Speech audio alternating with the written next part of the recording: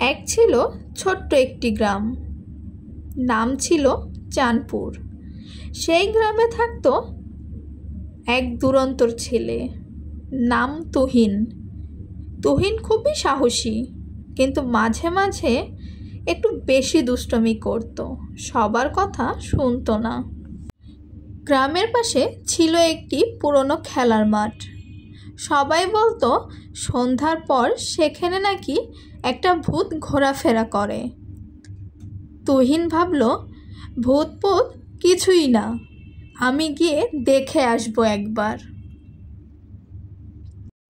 সন্ধ্যার ঠিক পর তুহিন লুকিয়ে মাঠে গেল। হঠাৎ হালকা কুয়াশা জমে উঠল, বাতাস যেন ফিসফিস করছে।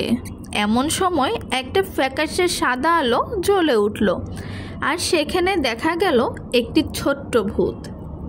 ভূতটা দেখতে একেবারে একটা বড় সড়ো বালিশের মতো।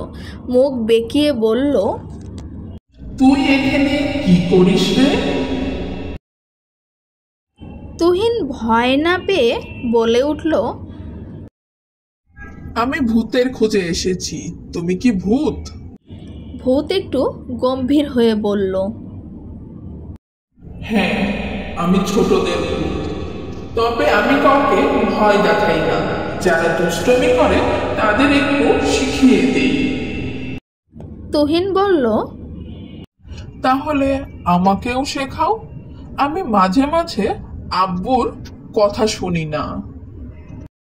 ভূত হেসে বলল, যারা বড়দের কথা শোনে না তাদের স্বপ্নে গিয়ে আমি সব খেলনা নিয়ে যাই, আর যারা ভালো থাকে তাদের জন্য চকলেট রেখে যাই।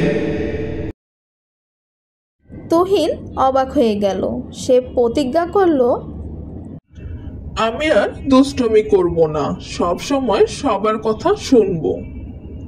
ভূতটা খুশি হয়ে তার হাতে একটি চকলেট দিল আর বলল, তুই ভালো থাক, আমি আর কখনো ভয় দেখাবো না, বরং আমরা বন্ধু।